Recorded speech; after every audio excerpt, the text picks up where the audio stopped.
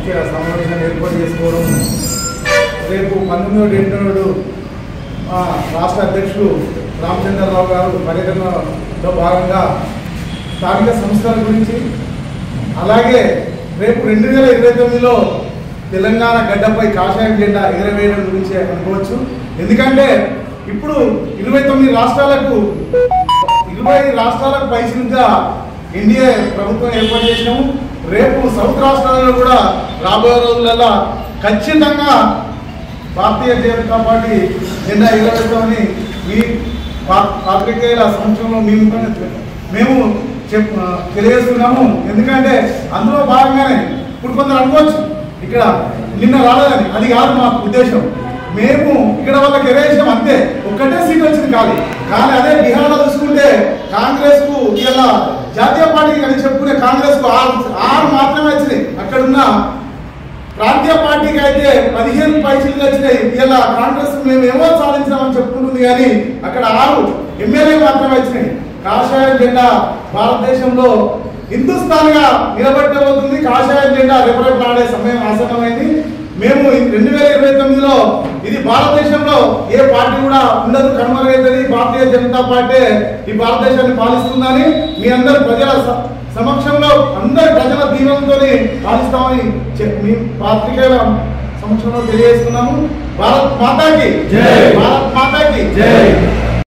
ముఖ్య సమావేశాన్ని ఏర్పాటు చేసుకోవడం, రేపు 19 రాష్ట్ర అధ్యక్షులు రామచంద్రరావు గారు పర్యటనలో భాగంగా స్థానిక సంస్థల గురించి, అలాగే రేపు 2029లో తెలంగాణ గడ్డపై కాషాయం జెండా ఎగరవేయడం గురించి అనుకోవచ్చు. ఎందుకంటే ఇప్పుడు 20 రాష్ట్రాలకు పైసలుగా ఎన్డీఏ ప్రభుత్వం ఏర్పాటు చేసినాము. రేపు సౌత్ రాష్ట్రాలలో కూడా రాబోయే రోజులలో ఖచ్చితంగా భారతీయ జనతా పార్టీ జెండా ఎగరవేస్తామని మీ పాత్రికేయుల సంవత్సరంలో మేము తెలియజేస్తున్నాము. ఎందుకంటే అందులో భాగంగానే ఇప్పుడు కొందరు అనుకోవచ్చు ఇక్కడ నిన్న రాలేదని, అది కాదు మా ఉద్దేశం. మేము ఇక్కడ వాళ్ళకి ఎరేసాం అంతే, ఒక్కటే సీట్ వచ్చింది కానీ అదే బీహార్లో చూసుకుంటే కాంగ్రెస్కు ఇలా జాతీయ పార్టీకి అని చెప్పుకునే కాంగ్రెస్కు 6 మాత్రమే వచ్చినాయి. అక్కడున్న ప్రాంతీయ పార్టీకి అయితే 15 పైసలు వచ్చినాయి. ఇలా కాంగ్రెస్ మేము ఏమో సాధించామని చెప్పుకుంటుంది కానీ అక్కడ 6 ఎమ్మెల్యే మాత్రమే వచ్చినాయి. కాషాయ జెండా భారతదేశంలో హిందుస్థాన్గా నిలబెట్టబోతుంది. కాషాయ జెండా రెపరెపలాడే సమయం ఆసన్నమైంది.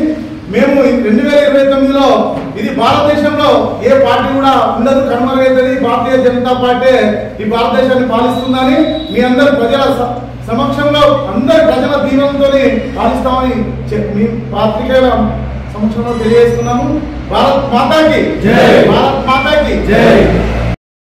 రాజన్న సిరిసిల్ల జిల్లాలోని తంగలపల్లి మండలంలో బూత్ స్థాయి కార్యకర్తల సమావేశం ఏర్పాటు చేసిన ఈ యొక్క మండల అధ్యక్షులు వెన్నమనేని శ్రీనివాసరావు గారికి, శ్రీధరరావు గారికి, మరియు ఈ యొక్క జనరల్ సెక్రటరీ రాజు గారు, మరియు నా తోటి మిత్రుడు నవీన్ యాదవ్ గారు, సునీల్ గారు, అందరికీ పేరు పేరున నమస్కారాలు. పత్రికా మిత్రులందరూ కూడా నమస్కారాలు. ఇక్కడ పార్టీ ముఖ్య ఉద్దేశం ఏంటంటే బూత్ స్థాయిలో పార్టీ బలోపేతం చేయాలి. రానున్న స్థానిక సంస్థల ఎలక్షన్లలో ఏ విధంగా గెలవాలి, ఎంపీటీసీలు, జెడ్పీటీసీలు, సర్పంచులు ఆ యొక్క గెలుపును ఏ దిశగా మనం ప్రయత్నం చేయాలన్న దానికోసము హుజురాబాద్లో మా యొక్క రాష్ట్ర అధ్యక్షులు గారు ఈ యొక్క పార్లమెంటు స్థాయి సమావేశాన్ని ఏర్పాటు చేయడం జరిగింది. ఆ యొక్క సమావేశానికి బూత్ స్థాయి నుంచి బూత్ అధ్యక్షులు, booth general secretary, social media ఇన్ఛార్జిని అక్కడ తీసుకువెళ్ళి ఆ యొక్క సమావేశానికి హాజరుపరిచి ఈ యొక్క ఎలక్షన్ను ఏ విధంగా ఎదుర్కోవాలి, ఏ విధంగా స్థానిక ఎలక్షన్లో మనం గెలవాలనే దాని మీద పూర్తిగా చేస్తారు.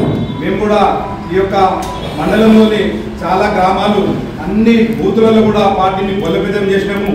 ఈ యొక్క రాబోయే ఎలక్షన్లో పూర్తిగా భారతీయ జనతా పార్టీకి సంబంధించిన ఎంపీటీసీలు, జెడ్పీటీసీలు, సర్పంచులు గెలుస్తారని చెప్పి మేము ఆశిస్తున్నాము. ఆ దిశగా ప్రయత్నం చేస్తున్నాము.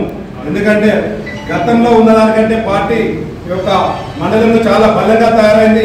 ఒకప్పుడు చాలా గ్రామాలలో 10-20 మంది కార్యకర్తలు ఉండే, కానీ ఈరోజు వందలాది మంది కార్యకర్తలు భారతీయ జనతా పార్టీ కోసం దేశం కోసం, ధర్మం కోసం, ఈ యొక్క హిందుత్వం కోసం పనిచేయడానికి ప్రతి ఒక్కరు కంకణబద్దులై పనిచేస్తా ఉన్నారు. రాబోయే ఎలక్షన్లో ఖచ్చితంగా భారతీయ జనతా పార్టీ ఈ యొక్క మండలంలో జడ్పీటీసీలు, మెజార్టీ ఎంపీటీసీలు, సర్పంచులు కైవసం చేసుకుంటుందని తెలియజేస్తున్నాం. భారత్